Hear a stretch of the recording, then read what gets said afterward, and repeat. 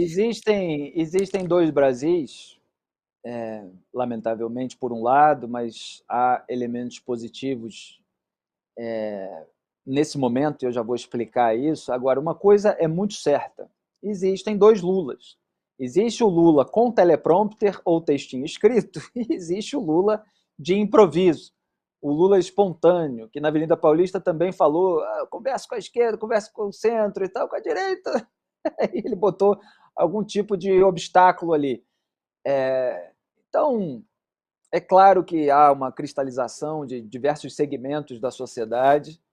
É claro que há adesismo governista também, então tem algumas pessoas que o Lula vai conseguir atrair para o colo dele, mas há uma divisão, há uma classe média que não quer um Estado interventor, que tem horror da roubalheira petista, há pessoas acima de 5 salários mínimos também, que lamentam profundamente essa impunidade, há evangélicos que não veem na esquerda uma representatividade, e o Lula chega ao poder nesse momento num quadro muito diferente do que ele chegou em 2003, embora ele finja que tem herdado uma herança maldita, etc., estava em condições muito melhores, com a inflação, a hiperinflação, pelo menos debelada, né, na esteira ali dos efeitos do Plano Real ainda, estava com um ciclo favorável das commodities, então governou num período de bonança, e agora você tem uma desaceleração econômica mundial.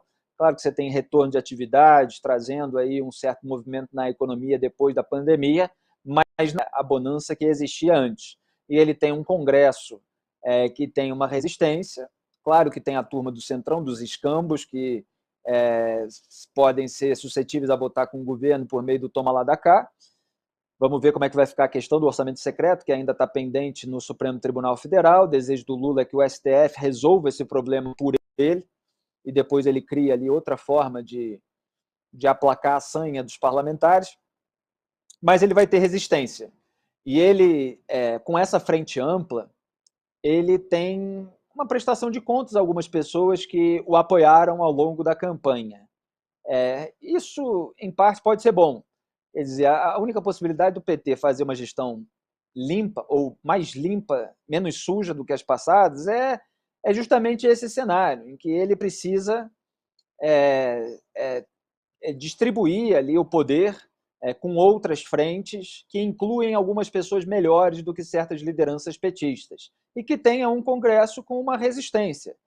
Esse talvez seja um lado positivo dessa divisão, que não estejamos todos unidos em torno de uma figura que tem muito a demonstrar ainda, tem uma oportunidade muito grande, concedida pela maioria do eleitorado, mas tem muito a demonstrar de que não vai ser como já foi, que não vai ser o sujeito que mata a fome da Odebrecht, com bilhões de reais do BNDES e da Petrobras, enquanto recebe centenas de milhares de reais por palestras, enquanto frequenta um imóvel de luxo, reformado, customizado pela mesma empreiteira.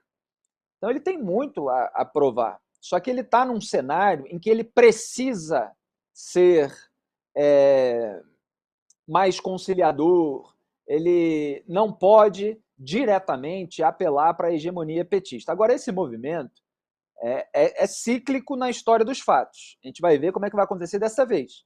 Mas o Lula acredita naquela frase que ele ouviu, que ele atribui ao Paulo Freire, que é juntar os diferentes para derrotar os antagônicos. Foi isso que ele fez para vencer a campanha. O bolsonarismo foi incapaz de fazer isso.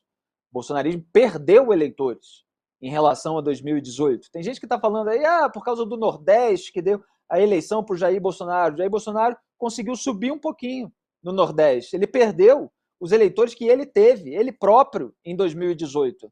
Foi isso que aconteceu, tá, pessoal? Só para deixar bastante claro o pessoal das narrativas aí. Ele perdeu em algumas regiões que ele poderia ter ganho se não tivesse aloprado tanto, né? Então, assim, você tem voltando aqui, uma resistência ao Lula, e isso é importante que aconteça. As gestões do PT sempre tiveram roubalheira, teve mensalão, depois teve a reincidência no Petrolão, teve escândalo de aloprado, de sanguessuga, de fundo de pensão, do próprio BNDES, com financiamento de ditaduras por meio dessa liberação de verba para a empreiteira fazer obra na Avenida Cuba, enquanto falta metrô em Belo Horizonte, metrô do próprio Rio de Janeiro, vários outros, são muito precários, né? Então, assim, a possibilidade de haver algum tipo de limpeza, de transparência, é justamente essa.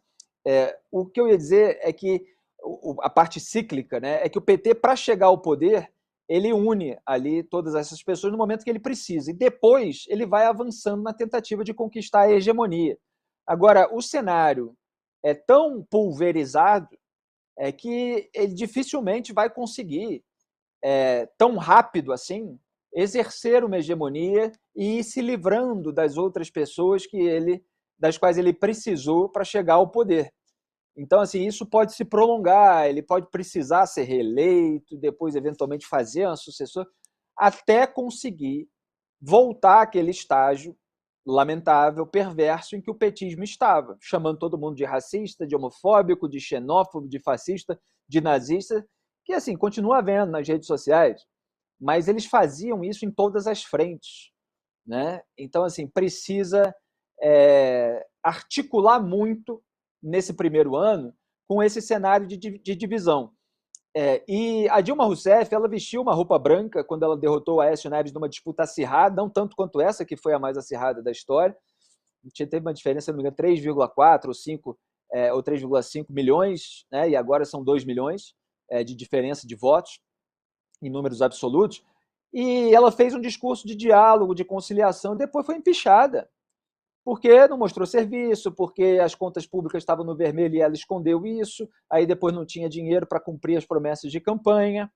Agora é um cenário um pouco diferente, mas se o Lula não mostra serviço no seu primeiro ano de governo, ele pode perder popularidade. Então ele precisa dos Janones da vida para aumentar o seu campo.